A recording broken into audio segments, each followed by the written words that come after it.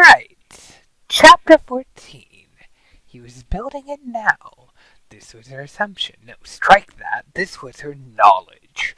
She knew now that evil people could not be stopped. You could only ignore them and encourage others to ignore them. Unfortunately for Care, she did not have this luxury. While one could, in any normal situation, easily walk away from evil the moment it made its way into his or her presence, such an option was not available this time.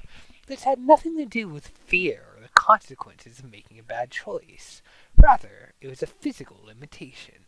Care's physical limitation was a lack of strength.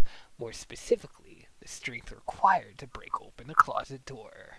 She was never very confident in her ability to do so, but nevertheless she tried it several times.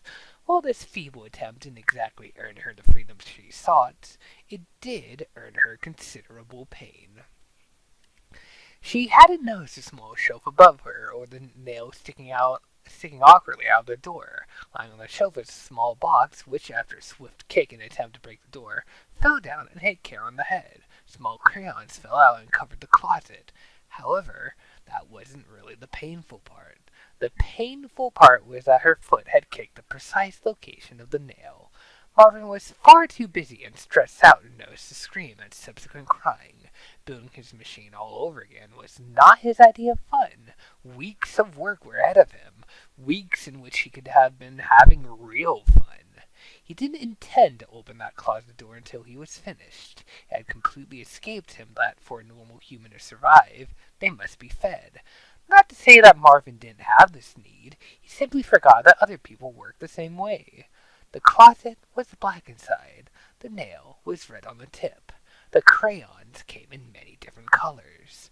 Kara wasn't a fan of colors. She always thought that there were far too many of them. Most of them were a waste to her. Red was horrible, blue was cold, orange was ugly, and the rest were simply useless. Except, of course, for green. Green was nice. But green was simply a memory of the good days, when life was synonymous with happiness and peace, when things were much more clear to her, and when nobody bothered to sleep. Getting tired of anything was an unfamiliar concept. She was brighter back then, more energetic back then, but that was all gone.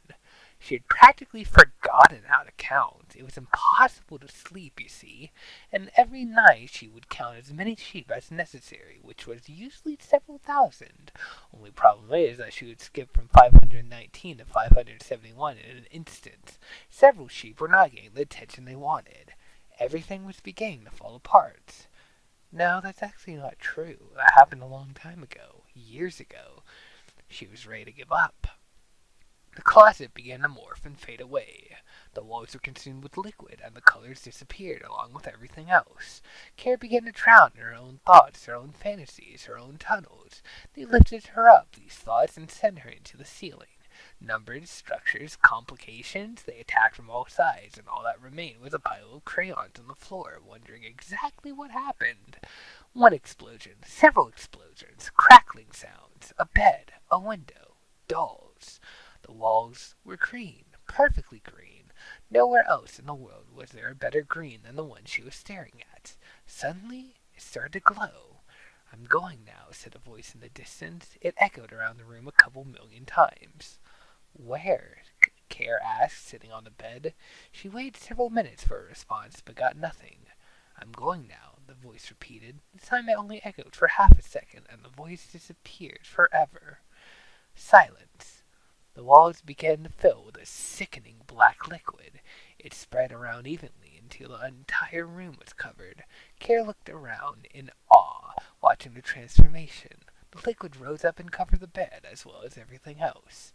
She stood up and screamed. Her legs were covered, and it was slowly continuing to rise. She slipped and landed on the floor. The liquid reached her head and started making its way around her face. It dried in a matter of seconds. There were crackling sounds. All she could hear were crackling sounds. A gigantic clump of black paint peeled off of the ceiling and fell down to the floor. Yet another layer lied behind it. The green was gone, almost like it had never existed.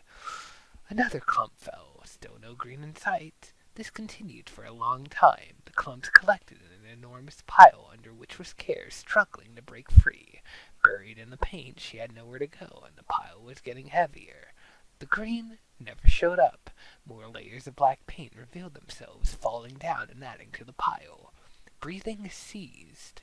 This didn't feel like a tunnel. This felt like something else, almost like life as she knew it was already one big tunnel, and this was reality. But what happens when you die? Do you enter the tunnel again? Surely enough, this is exactly what happened. Kara sat down on a pile of crayons scattered around the closet and looked up at the ceiling in fear. No paint, no clumps. Fortunately, being trapped in a closet probably wasn't any better than being trapped under a large pile of black paint. In the distance, she could hear Marvin walking about. He was still working on the machine, and by God, he was going to finish it. She picked up a green crayon and began coloring the door. I mean, to be fair, being trapped in a closet is probably better than being under black paint. Like, you know. You know. Haha. 15 next time. Might be a Tapers chapter, hard to tell. Oh boy. Yeah, it definitely is a Tapers chapter. I was about to end this, but yeah, definitely is.